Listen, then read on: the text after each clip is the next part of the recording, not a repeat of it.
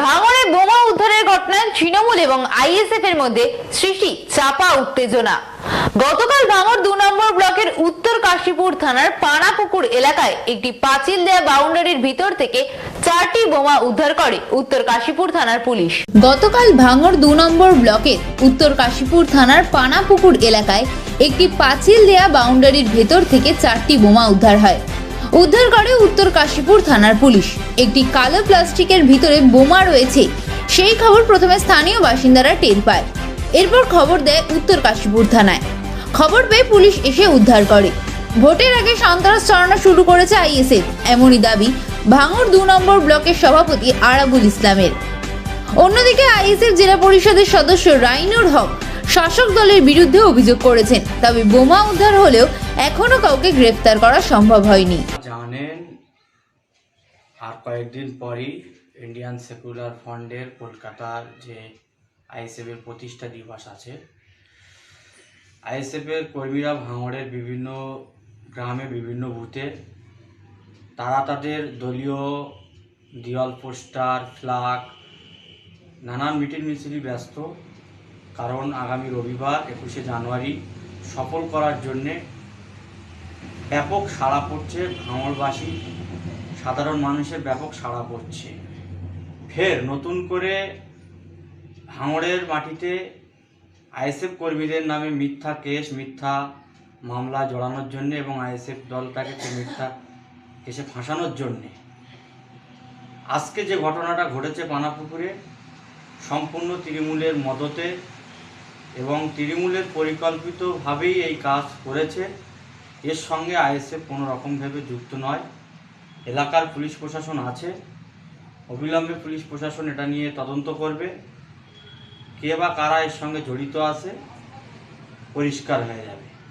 ISF কোনো রকমভাবে এর সঙ্গে জড়িত নয়।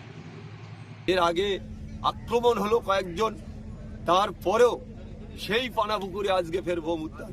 আমি অবিলম্বে প্রশাসনকে বলবো, আইসি কাশীপুরকে, যে অবিলম্বে দেখার ব্যাপার যে বারবার এই ধরনের ঘটনা কেন ঘটছে, বারবার এই ধরনের চক্রান্ত কেন হচ্ছে, এটা প্রশাসনের দেখা অবিলম্বে দেখার দরকার।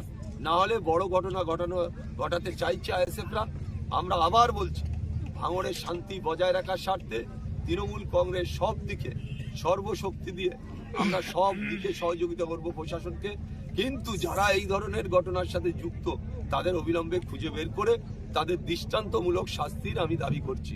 আমি বলছি প্রশাসনকে যে অবিলম্বে, যে বারবার এই ধরনের বোম উদ্ধার হচ্ছে, বারবার এই ধরনের গুলি চলছে, বারবার এই ধরনের বিভিন্ন এলাকায় এই আইএসএফ আগামী 21 তারিখের কর্মসূচিকে সামনে রেখে প্রতিটা এলাকায় মানে তারা ফ্ল্যাগ টাঙানো, পোস্টার মারা নিয়ে, বোম রাখা নিয়ে একটার পর একটা এলাকা উত্তপ্ত করছে।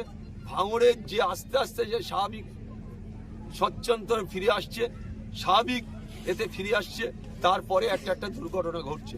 তাই আমি বলবো যে অবিলম্বে প্রশাসনকে, যে আইএসএফ এর যারা গুন্ডা, আইএসএফ এর যারা আরমাদ, যারা পানাপুকুরটা একাধিকবার যেখানে বোম পাওয়া গেছে, গুলি পাওয়া গেছে, গুলি চলেছে, কয়েকজনের উপরে আক্রমণ হয়েছে, সেখানে কয়েকজন ক্রিমিনাল ইলেকশনের সময় নমিনেশন ফাইল করতে গিয়ে আক্রমণ করেছে, যারা সেই ধরনের বেশ কিছু ক্রিমিনাল, বেশ কিছু আইএসএফ এর হারমাত, তারা এলাকায় অশান্তি করার চেষ্টা করছে, আবার বড় দুর্ঘটনা ঘটানোর চেষ্টা করছে।